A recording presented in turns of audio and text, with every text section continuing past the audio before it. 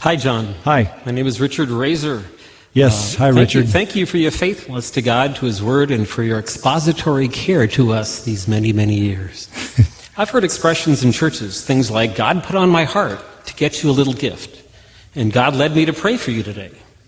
Don't these commonplace expressions sound genuine and innocent enough?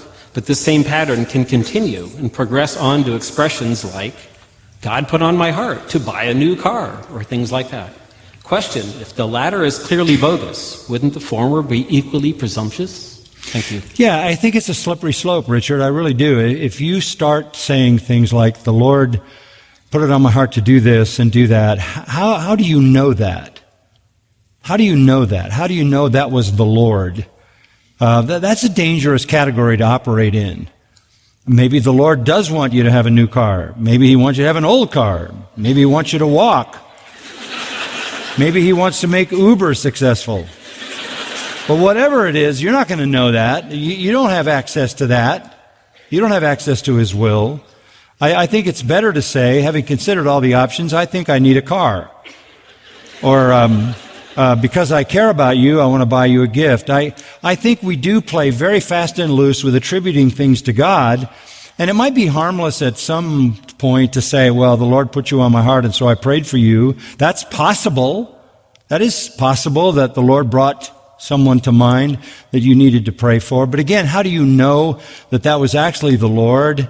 You don't have a red light on your head that goes on when it's the Lord and stays off when it's just you. You don't have any mechanism to know that. And so I think you have to be careful with that kind of language, particularly in the evangelicalism of our time, when so many charismatic people have pushed that to an absolutely extreme point where they try to defend everything they do as if God has led them to do this, when in fact they don't know that.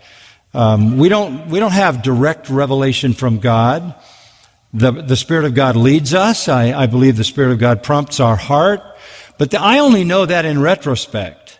I only know that looking back and saying, wow, look what happened when I went there, or look what happened when I did this. I never know that on the front end of anything. Just that interview that I did on Wednesday with Ben Shapiro. If you were to say to me, are you going to do that? I wouldn't say, well, the Lord put it on my heart to do that. I don't know that. I said, I think it's a good opportunity. I'd like to meet him. I'd like to have a conversation. I think I want to do that. In retrospect, I look back and say, what a great opportunity for me to present the gospel. I didn't know what the conversation was going to be like. So I think it's better to wait until you see the unfolding providence of God in anything in your life and look back and give God the glory for what came out of that. And that's how His providence works. We don't know that going in on the front end. Thanks, Richard. Thanks for your faithfulness too, my friend.